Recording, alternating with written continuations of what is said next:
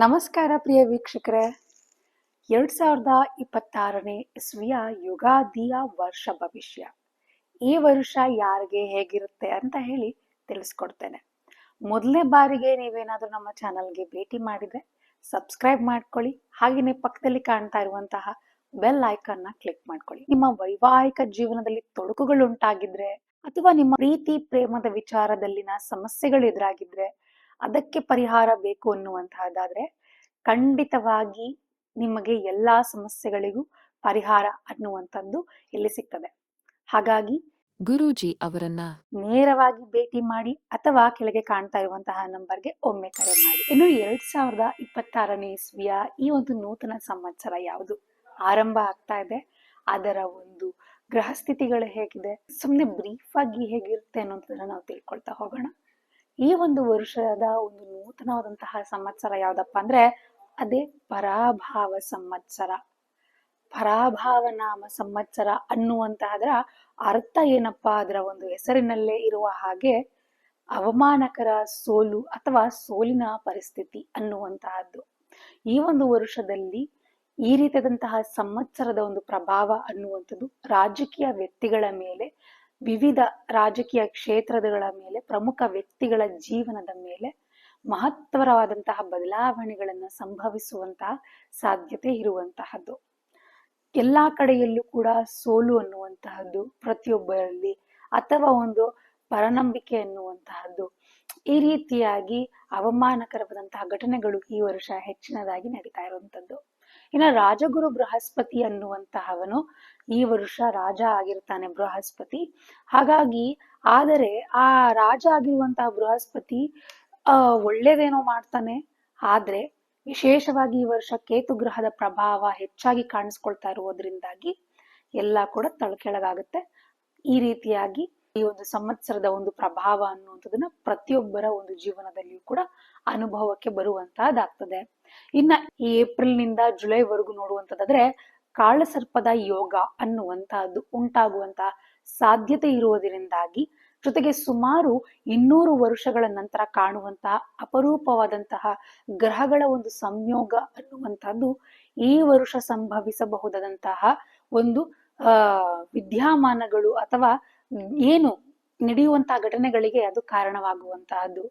ಹಾಗಾಗಿ ಸ್ವಲ್ಪ ಎಲ್ಲಾ ವಿಷಯಗಳಲ್ಲಿಯೂ ಕೂಡ ಸಾಮಾನ್ಯ ಜನರುಗಳು ಎಚ್ಚರಿಕೆಯನ್ನು ವಹಿಸುವಂತಹದ್ದು ಬಹಳ ಉತ್ತಮ ಅಂತಾನೆ ಹೇಳ್ಬಹುದು.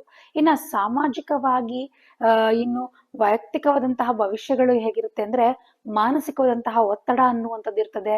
ಜನರಲ್ಲಿ ನಿದ್ರಾಹೀನತೆ, ನರ ಸಂಬಂಧಿತವಾದಂತಹ ಸಮಸ್ಯೆಗಳಾಗುವಂತಹದ್ದು, ಅದರಿಂದಾಗಿ ಮಾನಸಿಕವಾದಂತಹ ಅನಾರೋಗ್ಯ ಅನ್ನುವಂತಹದ್ದು ಹೆಚ್ಚಾಗಿ ಆಗುವಂತಹದ್ದು. ಹಾಗಾಗಿ ಮನಸ್ಸಿನ ಮೇಲೆ ಬೀಳುವಂತಹ ಪರಿಣಾಮಗಳ ಕಡೆ ಹೆಚ್ಚು ಗಮನವನ್ನ ಕೊಡ್ಬೇಕಾಗುತ್ತೆ ಪ್ರತಿಯೊಬ್ಬರು ಕೂಡ. ಹಾಗೇನೆ ಮಹಿಳೆಯರಿಗೆ ಹೇಗಿದೆ ಅನ್ನುವಂಥದ್ದು ನೋಡೋದಾದ್ರೆ 2026ನೇ ಇಸ್ವಿಯಲ್ಲಿ ಮಹಿಳೆಯರಿಗೆ ಆರ್ಥಿಕವಾಗಿ, ಸಾಮಾಜಿಕವಾಗಿ ಅನುಕೂಲಕರವಂತಹ ವರ್ಷ ಆಗಿರುವಂತಹದ್ದು. ವಿವಿಧ ಕ್ಷೇತ್ರಗಳಲ್ಲಿ ಅವರು ಉತ್ತಮ ಪ್ರಗತಿ ಮತ್ತು ಸಾಧನೆಗಳನ್ನ ಸಾಧಿಸುವಂತಹ ಒಂದು ಅದ್ಭುತವಾದಂತಹ ವರ್ಷ ಆಗಿರುತ್ತೆ ಮಹಿಳೆಯರಿಗೆ. ಹಾಗೇನೆ ಇನ್ನು ಮಾಧ್ಯಮಗಳಿಗೆ ಹೇಗಿರುತ್ತೆ ಅನ್ನುವಂಥದ್ದನ್ನ ನೋಡುವಂಥದ್ದಾದ್ರೆ ಮಾಧ್ಯಮದಲ್ಲಿ ಯಾರಿರ್ತಾರೆ ಅಂತಹವ್ರಿಗೆ ಸೋಷಿಯಲ್ ಮೀಡಿಯಾ ಅಥವಾ ಮುಖ್ಯವಾಹಿನಿಯ ಮಾಧ್ಯಮಗಳಲ್ಲಿ ಇರುವಂತಹವರಿಗೆ ಸುಳ್ಳು ಸುದ್ದಿ ಹರಡುವುದು ಅಥವಾ ವ್ಯಕ್ತಿಗಳ ಮಾನಹಾನಿ ಮಾಡುವಂತಹ ಘಟನೆಗಳನ್ನ ಅವರು ಮಾಡುವುದರಿಂದಾಗಿ ಆ ರೀತಿಯಾದಂತಹ ಕೆಲಸಗಳನ್ನೇನಾದ್ರೂ ಮಾಡಿದ್ದೇ ಅಲ್ಲಿ ಖಂಡಿತವಾಗಿ ಕಠಿಣವಾದಂತಹ ಕಾನೂನು ಕ್ರಮಗಳನ್ನ ಅವರು ಎದುರಿಸುವಂತಹ ಸಾಧ್ಯತೆಗಳು ಹೆಚ್ಚಿನ ಮಟ್ಟದಲ್ಲಿ ಕಂಡು ಬರ್ತಾ ಇರುವಂತಹದ್ದು. ಹಾಗಾಗಿ ಸ್ವಲ್ಪ ಜಾಗೃತರಾಗಿರುವಂತದ್ದು ಬಹಳ ಉತ್ತಮ ಅಂತಾನೆ ಹೇಳ್ಬಹುದು. ಇನ್ನು ರಾಜಕೀಯ ಕ್ಷೇತ್ರದಲ್ಲಿ ನೋಡುವಂತದ್ದಾದ್ರೆ ರಾಜಕೀಯ ಕ್ಷೇತ್ರದಲ್ಲಿ ಕೆಲವು ಪ್ರದೇಶಗಳಲ್ಲಿ ಆಯಾ ಪಕ್ಷಗಳಲ್ಲಿ ಭಿನ್ನಾಭಿಪ್ರಾಯಗಳು ಉಂಟಾಗಿ ಆಡಳಿತದಲ್ಲಿ ಬದಲಾವಣೆಗಳು ಸಂಭವಿಸುವಂತಹ ಸಾಧ್ಯತೆಗಳಿದೆ. ಹಾಗಾಗಿ ಕೆಲವು ಪ್ರಮುಖ ರಾಜಕಾರಣಿಗಳ ಅನಾರೋಗ್ಯ ಸಮಸ್ಯೆಗಳು ಎದುರಾಗುವಂತಹ ಸಾಧ್ಯತೆಗಳಿರೋದ್ರಿಂದಾಗಿ ರಾಜಕೀಯದಲ್ಲಿ ಏರುಪೇರುಗಳು ಸಾಮಾನ್ಯವಾಗಿ ನಾವು ನೋಡ್ತಾ ಹೋಗ್ತೇವೆ ಈ ವರ್ಷದಲ್ಲಿ. ಇನ್ನು ಕಾನೂನು ಪ್ರಕರಣಗಳು ಕೂಡ ಈ ವರ್ಷದಲ್ಲಿ ರಾಜಕೀಯ ನಾಯಕರಿಗೆ ಕಾನೂನು ಸಂಬಂಧವಾದಂತಹ ಸಮಸ್ಯೆಗಳಾಗಿರಬಹುದು, ತನಿಖೆಗಳಾಗುವಂತಹ ಈ ರೀತಿಯಾದಂತಹ ಸಾಧ್ಯತೆಗಳು ಹೆಚ್ಚಿನ ಮಟ್ಟದಲ್ಲಿ ಕಂಡು ಬರ್ತಾ ಇರುವಂತದ್ದು. ಇನ್ನು ನೈಸರ್ಗಿಕ ವಿಕೋಪಗಳನ್ನ ನೋಡುವಂತದ್ದಾದ್ರೆ, ಆರ್ಥಿಕತೆಯ ಬಗ್ಗೆ ನೋಡುವಂತದ್ದಾದ್ರೆ ಅನಾಹುತಗಳು ಅನ್ನುವಂಥದ್ದು ಹೆಚ್ಚಿನ ಮಟ್ಟದಲ್ಲಿ ಕಂಡು ಬರ್ತಾ ಇರುವಂತದ್ದು ಈ ವರ್ಷದಲ್ಲಿ. ಹಲವು ಕಡೆಗಳಲ್ಲಿ ಬಸ್ ಅಪಘಾತಗಳಾಗುವಂತಹದ್ದು ಅಥವಾ ಅನಾಹುತಗಳಾಗುವಂತಹ ಸಾಧ್ಯತೆಗಳು ಹೆಚ್ಚಿನ ಮಟ್ಟದಲ್ಲಿದೆ. ಹಾಗೇನೆ ಎತ್ತರ ಪ್ರದೇಶಗಳಿಗೆ ಯಾರಾದ್ರೂ ಪ್ರವಾಸ ಬೆಳೆಸುವಂತಹವರಾಗಿದ್ರೆ, ಕಣಿವೆ ಪ್ರದೇಶಗಳಲ್ಲಿ ಪ್ರವಾಸ ಮಾಡುವಂತವರಾಗಿದ್ರೆ ವಿಶೇಷವಾಗಿ ಜಾಗ್ರತೆಯನ್ನ ವಹಿಸ್ಬೇಕಾಗತ್ತೆ. ಯಾಕೆ ಅನ್ನುವಂಥದ್ದಾದ್ರೆ ಅಲ್ಲಿ ಗುಡ್ಡ ಕುಸಿಯುವಂತಹದ್ದು ಅಥವಾ ಇನ್ನೇನಾದ್ರೂ ಅಪಘಾತಗಳಾಗುವಂಥದ್ದು, ಬಸ್ ಅಪಘಾತಗಳಾಗುವಂಥದ್ದು ಈ ರೀತಿಯಾಗಿ ಕಂಡು ಬರುವಂಥದ್ದು ಬಹಳ ಒಂದು ಈ ರೀತಿಯಾದಂತಹ ವಿದ್ಯಮಾನಗಳನ್ನ ನೀವು ತಡಿಬೇಕು ಅನ್ನುವಂಥದ್ದಾದ್ರೆ ಆ ಕಡೆಯಲ್ಲಿ ಯಾರು ಜಾಸ್ತಿ ಟ್ರಾವೆಲ್ ಮಾಡ್ಬೇಕು ಅಂತ ಬಯಸ್ತೀರಿ ಅಂತ ಅವರು ಈಗಲೇ ಎಚ್ಚೆತ್ಕೊಳ್ಳುವಂಥದ್ದು ಬಹಳ ಉತ್ತಮ ಅಂತಾನೆ ಈ ಮೂಲಕವಾಗಿ ಹೇಳ್ಬೋದಾಗುತ್ತೆ. ಇನ್ನು ಪ್ರವಾಹ ಅನ್ನುವಂಥದ್ರ ಬಗ್ಗೆ ನೋಡುವಂತಂದ್ರೆ ಕೆಲವು ಕಡೆ ಕೆಲವು ಪ್ರದೇಶಗಳಲ್ಲಿ ಭಾರಿ ಮಳೆ ಸಂಭವಿಸಿ ಪ್ರವಾಹಗಳಿಂದ ಆಸ್ತಿ ಪಾಸ್ತಿಗಳು ನಷ್ಟ ಆಗುವಂತ ಸಾಧ್ಯತೆಗಳಿರುವಂತಹದ್ದು. ಈ ವರ್ಷ ಮಳೆ ಬೆಳೆ ಅನ್ನುವಂಥದ್ದು ಬಹಳ ಉತ್ತಮವಾಗಿದೆ ಅಂತಾನೆ ನೋಡಬಹುದು.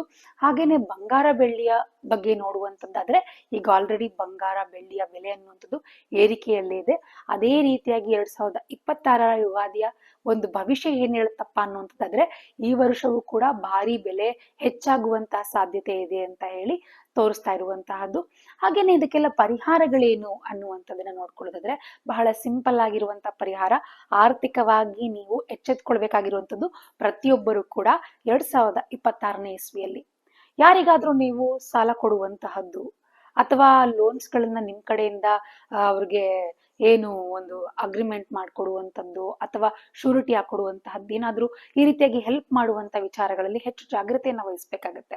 ಯಾಕೆ ಅನ್ನುವಂಥದ್ದಾದ್ರೆ ಕೊಡುವಂತದ್ದೇನೋ ನೀವು ಹೆಲ್ಪಿಂಗ್ ನೇಚರ್ ಅಲ್ಲಿ ನೀವು ದುಡ್ಡು ಹಣಕಾಸುಗಳನ್ನ ನಿಮ್ಮ ಸ್ನೇಹಿತರಿಗೋ ಅಥವಾ ನಿಮ್ಗೆ ಯಾರಿಗೆ ಬೇಕಾದವ್ರಿಗೆ ನೀವು ಕೊಡ್ಬಹುದು. ಆದ್ರೆ ಆ ಹಣಕಾಸು ಮರಳಿ ಪಡೆಯುವುದು ಬಹಳ ಕಷ್ಟ ಅನ್ನುವಂಥದ್ದಾಗ್ತದೆ.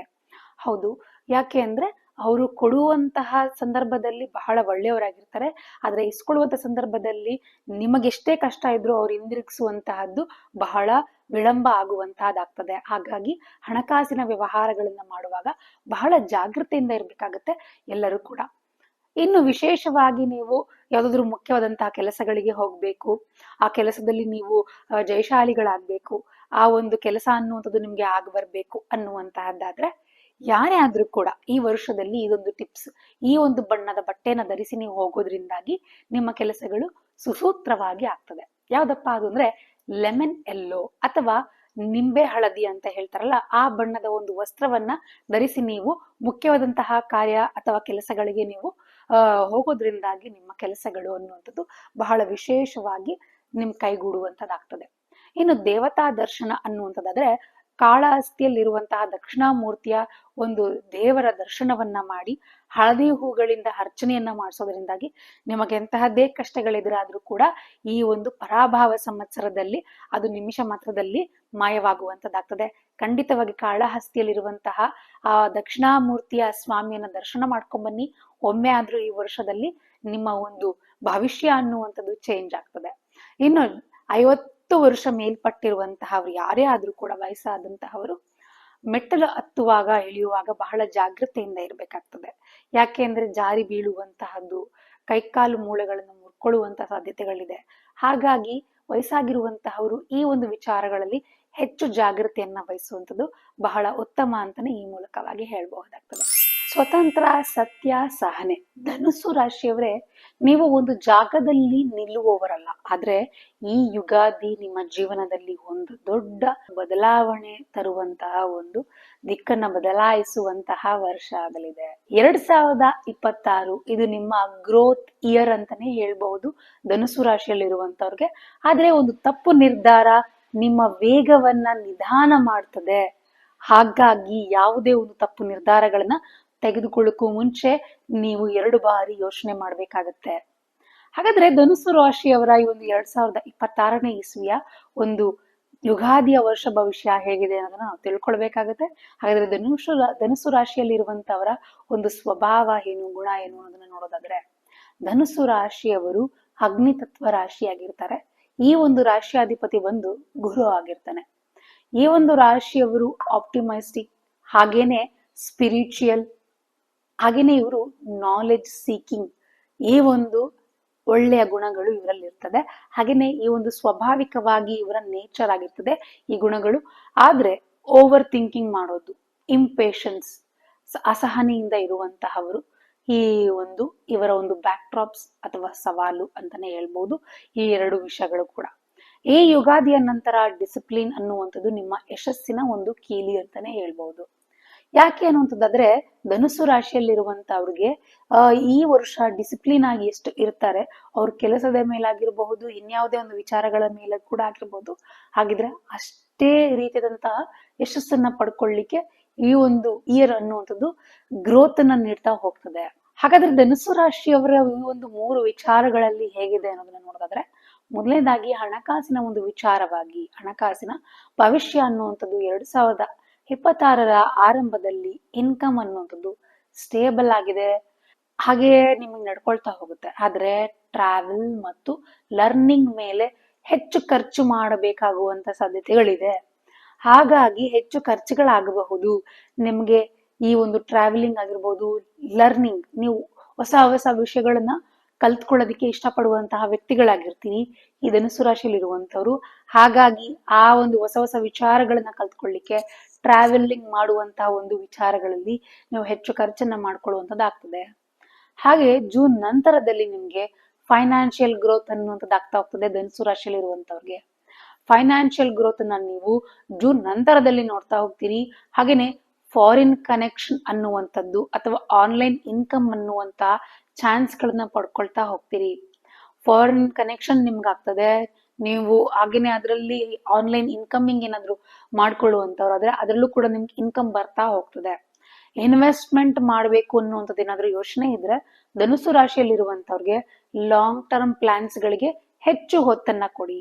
ಆಗ ನೀವು ಹೆಚ್ಚು ರೀತಿಯಾದಂತಹ ಒಂದು ಇನ್ವೆಸ್ಟ್ಮೆಂಟ್ ಮಾಡಿದ್ರು ಕೂಡ ಅದು ರಿಟರ್ನ್ಸ್ ಕೂಡ ನಿಮ್ಗೆ ಹಾಗೆ ಇರ್ತದೆ. ಹಾಗಾಗಿ ಲಾಂಗ್ ಟರ್ಮ್ ಪ್ಲಾನ್ಸ್ ಗಳನ್ನ ನೀವು ಯೋಜನೆ ಮಾಡ್ಕೊಳ್ಬೇಕಾಗುತ್ತೆ ಯಾವುದೇ ಒಂದು ಇನ್ವೆಸ್ಟ್ಮೆಂಟ್ ಮಾಡುವಂತಹ ದೃಷ್ಟಿಕೋನದಲ್ಲಿ. ಈ ರೀತಿಯಾಗಿರುವಂತದ್ದು. ಇನ್ನು ಧನುಸ್ಸು ರಾಶಿಯಲ್ಲಿ ಇರುವಂತಹವರಿಗೆ ಹಣಕಾಸಿನ ವಿಚಾರದಲ್ಲೇನೋ ಹೇಗಿರ್ಬೇಕು ಅನ್ನೋದನ್ನ ನೋಡಿದ್ವಿ. ಆದ್ರೆ ಪ್ರೀತಿ, ಪ್ರೇಮ ಹಾಗೂ ವೈವಾಹಿಕ ಜೀವನದ ಕುರಿತಾಗಿ ಹೇಗಿದೆ ಅನ್ನೋದನ್ನ ನೋಡ್ಬೇಕಾಗತ್ತೆ. ಈ ಒಂದು ಧನುಸ್ಸು ರಾಶಿಯಲ್ಲಿ ಇರುವಂತವ್ರಿಗೆ ಸಿಂಗಲ್ ಆಗಿರುವಂತವ್ರು ಯಾರು ಇರ್ತೀವಿ, ಧನುಸ್ಸು ರಾಶಿಯಲ್ಲಿ ಇರುವಂತವ್ರು ಲಾಂಗ್ ಡಿಸ್ಟೆನ್ಸ್ ಆಗಿರುವಂತಹ ರಿಲೇಶನ್ಶಿಪ್ ಅಲ್ಲಿ ಇರುವಂತಹ ಸಾಧ್ಯತೆಗಳು ಕಂಡು ಬರ್ತಾ ಇದೆ. ನೀವು ಈಗ ಆಲ್ರೆಡಿ ರಿಲೇಶನ್ಶಿಪ್ ಅಲ್ಲಿ ಇದ್ದು ಕೂಡ ನೀವು ಲಾಂಗ್ ಡಿಸ್ಟೆನ್ಸ್ ಅಲ್ಲಿ ಇರುವಂತ ಪರಿಸ್ಥಿತಿಗಳು ಬರ್ಬೋದು. ಅಥವಾ ನೀವು ಸಿಂಗಲ್ ಆಗಿದ್ರು ಕೂಡ ನಿಮಗೆ ಬ್ರೇಕಪ್ಸ್ ಆಗಿ ಅಥವಾ ಲಾಂಗ್ ಡಿಸ್ಟೆನ್ಸ್ ಹೋಗಿ ಮತ್ತೆ ಪ್ಯಾಚಪ್ಸ್ ಆಗುವಂತದ್ದಾಗ್ಬೋದು. ಒಟ್ನಲ್ಲಿ ನಿಮ್ಗೆ ಲಾಂಗ್ ಡಿಸ್ಟೆನ್ಸ್ ರಿಲೇಶನ್ಶಿಪ್ ಇರುವಂತಹ ಸಾಧ್ಯತೆಗಳು ಈ ವರ್ಷ ಕಂಡು ಬರ್ತಾ ಇರುವಂತದ್ದು.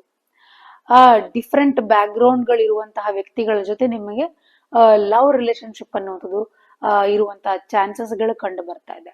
ನೀವೇ ಒಂದು ಬ್ಯಾಕ್ ಗ್ರೌಂಡ್ ಆಗಿದ್ರೆ ನಿಮ್ಮ ಒಂದು ಪಾರ್ಟ್ನರ್ ಅನ್ನುವಂಥವ್ರು ಡಿಫ್ರೆಂಟ್ ಆಗಿರುವಂತಹ ಒಂದು ಬ್ಯಾಕ್ ಗ್ರೌಂಡ್ ನಿಂದ ಬರುವಂತವರಾಗಿರ್ತಾರೆ, ಅಥವಾ ನೀವು ಚೂಸ್ ಮಾಡುವಂತವರೇ ಡಿಫ್ರೆಂಟ್ ಆಗಿರುವಂತಹ ಬ್ಯಾಕ್ ಗ್ರೌಂಡ್ ಆಗಿರುತ್ತೆ.